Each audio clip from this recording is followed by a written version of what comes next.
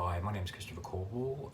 Just correspondence with regards to the 4 questions for the second stage process for Alliance Airlines. So a little bit about myself. I'm Irish from Belfast. Migrated to Australia as a permanent resident in 1986. Majority of my career has been extensive in the airline industry of 12 years. With various organisations and different facets of the organisation. So I started with Virgin Blue as guest services. That was service desk, check-in and boarding gate. I did progress to the corporate lounge, business lounge with exclusive clientele. From there I progressed to Jetstar Airways as a flight attendant, which was a career goal. So basically it was a casual there, working full-time domestically as a flight attendant, and also we did do one international flight a month, which was the main destination was Bali. From there I did progress on to Emirates Airline in the international, Brisbane International, and that was a similar role to Virgin Blue, which was ground staff. Key strengths that I could bring to Alliance Airlines if successful, basically obviously the extensive years of the airline industry, my working experience. So basically, obviously, in relation to Jetstar Airways as a flight attendant is probably more specific to this role.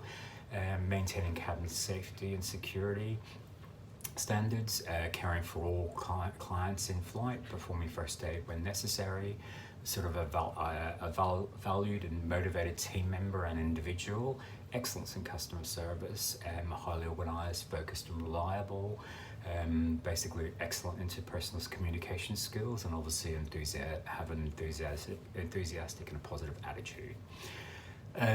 So with relation to a challenging situation, I'm going to maybe give you an example with regards to when I was a flight attendant with Jetstar Airways. My role was to obviously compliance and safety with regards to exit rows prior to dispatching the aircraft that day. So it's basically monitoring the passengers in the exit rows. You're obviously observing them prior to boarding, obviously checking. I noticed a knee bandage on the gentleman that got into an exit row seat. You basically wait till it settles, and then I politely, professional customer service, you need to educate them, explain the circumstances. Safety is a big thing, and obviously I approached this gentleman asking if he was willing and able to assist in the unlikely event of emergency, and he said yes to me.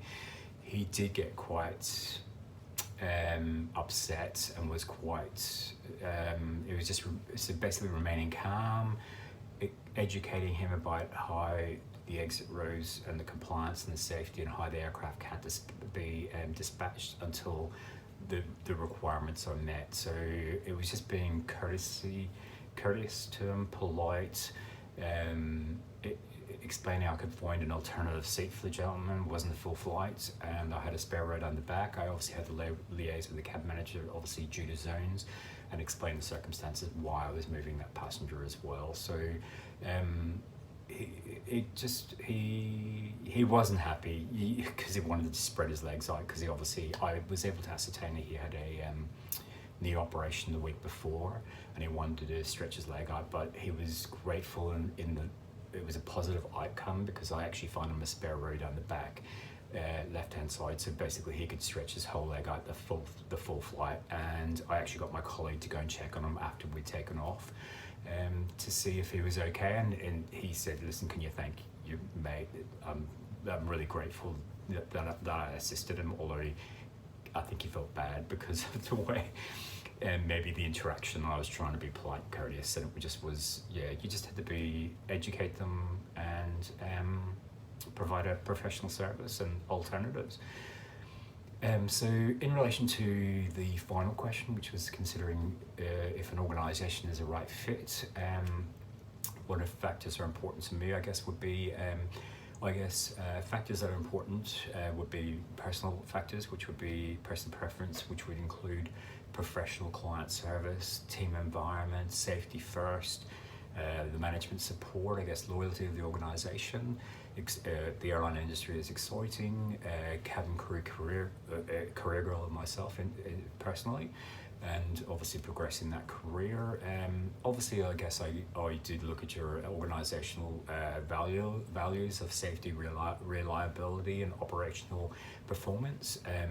Those sort of aspects I can relate to from my experience over 12 years in the airline industry.